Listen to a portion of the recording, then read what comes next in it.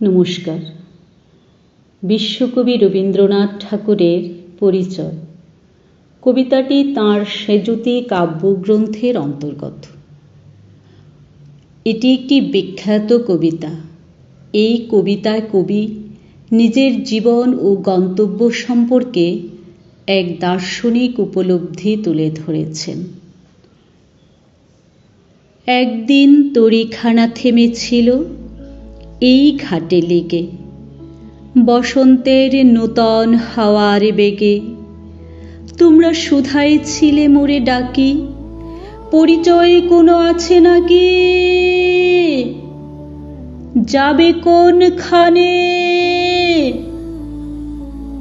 আমি শুধু বলেছি, কে জানে। নদীতে লাগিল দোলা, বাঁধনে পড়িল টান। একা বসে গাহিলাম যৌবনের বেদনার গান। সেই গান শুনি কুসুমিত তরুতলে তরুণ তরুণী তুলিল অশোক। মূঢ় হাতে দিয়ে তারা কহিল, এ আমাদেরই লোক। আর কিছু নয়, সে মোর প্রথম পরিচয়।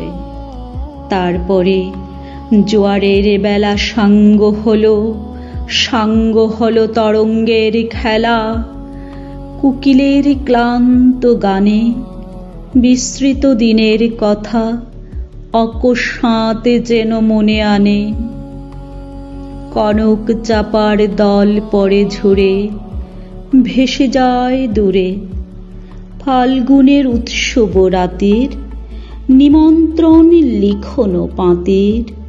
ছিন্ন অংশ তারা অর্থহারা।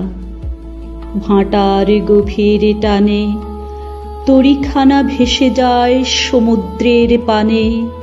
নূতন কালের নবযাত্রী ছেলে মেয়ে শুধায়েছে দূর হতেছে। সন্ধ্যার তারার দিকে বহিয়া চলিছে তরুণীকে। সেতারেতে বাঁধিলাম তার, গাহিলাম আর বার। মোর নাম এই বলে খেত হোক, আমি তোমাদেরই লোক। আর কিছু নয়, এই হোক শেষ পরিচয়।